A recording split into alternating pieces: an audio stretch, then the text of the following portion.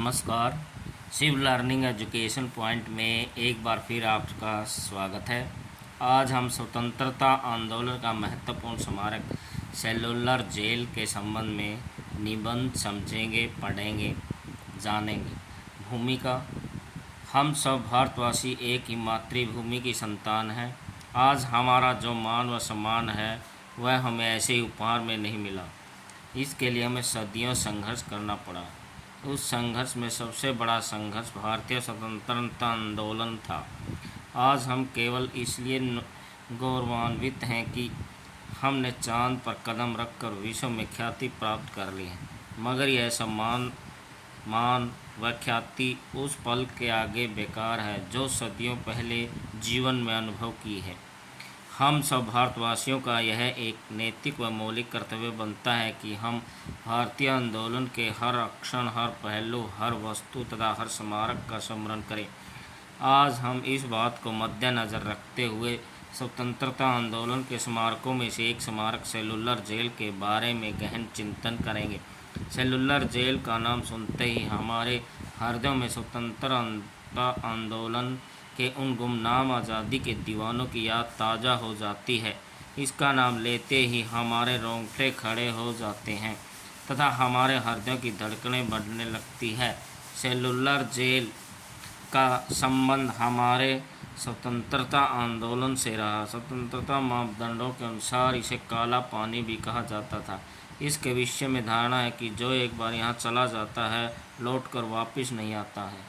इस जेल का निर्माण अंग्रेज़ों ने करवाया था, मगर हमारे स्वाधीनता आंदोलन से संबंधित होने के कारण यह हमारे लिए महत्वपूर्ण है। सेलुलर जेल की संरचना: यह अंडमान निकोबार की राजधानी पोर्ट ब्लेयर में स्थित है। यह अंडमान की सिटी सेंटर से 2 किलोमीटर की दूरी पर स्थित है। इसे काला पानी नाम से भी, अंडमान जेल आदि के नाम से भी जाना जाता है। इस जेल का निर्माण ब्रिटिश सरकार ने 1906 ईस्वी में करवाया था। इसका निर्माण इस आधार पर किया गया कि इसमें अधिकतर कैदी आ सके। इसमें 7 विशाल विंग्स हैं जिसमें सैकड़ों राजनीतिक बंदियों को रखा जाता था। इस विंग्स में कैदियों को रखने के लिए सिंक्रो जेल या संकरी जेल या कोठरियाँ बनाई गई। यह जेल 11वीं शताब्दी के इतिहास की सबसे लंबी जेल है। इसको बनाने के लिए कैदियों से श्रमिक का काम लिया जाता था। इसका निर्माण लगभग 10 वर्षों में हुआ माना जाता है। इसका निर्माण इसके पास स्थित पहाड़ के पत्थरों को काट काट कर किया गया है। इसके निर्माण में लगभग 30 लाख पत्थरों द्वारा बनाई गई ईंटों का प्रयोग हुआ है। लोक किंवदंती के अनुसार इस जेल को 100 आँखों वाला दैत्य के रूप में जाना जाता है कि इसके 7 विंग्स के बीच में एक टावर द्वारा जेल के सभी कैदियों पर नज़र रखी जा सके। इसके टावर पर बैंक घंटी भी लगाई गई है जो कैदियों को सूचनार्थ रूप से लगाई गई है। कैदियों अर्थात स्वतंत्रता सेनानियों की यातनाओं की दास्तां। इस जेल की भवन निर्माण कला तथा स्थापत्य कला शैली को देखकर अनुमान लगाया जा सकता है कि यह किसी यातनाओं से यंत्रणा शिविरों से कम भयानक नहीं था। हिटलर की यंत्रणा शिविरों के बारे में तो इतिहास में सुना है, मगर सेलुलर जेल को देखने के बाद हिटलर के यंत्रणा शिविरों की बात सही व सच्ची साबित होती है। इस जेल में लगभग 700 कोठरियाँ थीं जो केवल 3 मीटर चौड़ी व ऊंची थी। यह जेल बाहरी दुनिया तथा प्रशासनिक अधिकारियों की पहुंच से दूर थी। इसमें किसी प्रकार का संपर्क नहीं होता था। इस अवस्था में क्रूर जेल अधिकारी भारतीय स्वतंत्रता सेनानियों पर मनचाहा व्यवहार व प्रताड़ना कर सकते थे। यह बात केवल सुनी ही थी कि जब भी किसी स्वतंत्रता सेनानी को काला पानी की सज़ा दी जाती थी, इसका परिणाम उसकी मृत्यु समझा जाता था। उस समय यह जेल भारतीयों के लिए एक अनजान टापू के समान थी।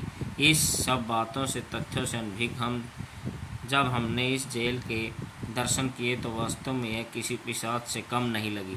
इसकी एक एक ईंट व पत्थर भारतीय स्वतंत्रता सेनानियों के बलिदान व खून की याद दिलाता है जो उन्होंने इस जेल में रहते हुए बहाया। इस पर उनके बलिदान की दास्तां की कहानी याद दिलाती रहेगी। निष्कर्ष: इसमें कोई शक नहीं है कि इस जेल का निर्माण ब्रिटिश सरकार ने करवाया था। वास्तव में इस जेल का निर्माण करवाने के पीछे एक बड़ी दास्तान दिखाई और सुनाई पड़ती है। यह है भारतीय स्वतंत्रता आंदोलन को कमज़ोर करना, स्वतंत्रता सेनानियों में भय व आतंक व क्रूरता का क्षोभ पैदा करना। लेकिन फिर भी अगर सेलुलर जेल का निर्माण अंग्रेज़ों ने करवाया हो, इस जेल से हमारा आज भी ऐतिहासिक व राजनीतिक नाता है। अनेक बलिदानियों के शहादत की दास्तान उनकी कोठरियों में आज भी सुनाई देती है। इनके दर्शन करने मात्र से हमें हमारे स्वतंत्रता आंदोलन की याद ताज़ा हो जाती है।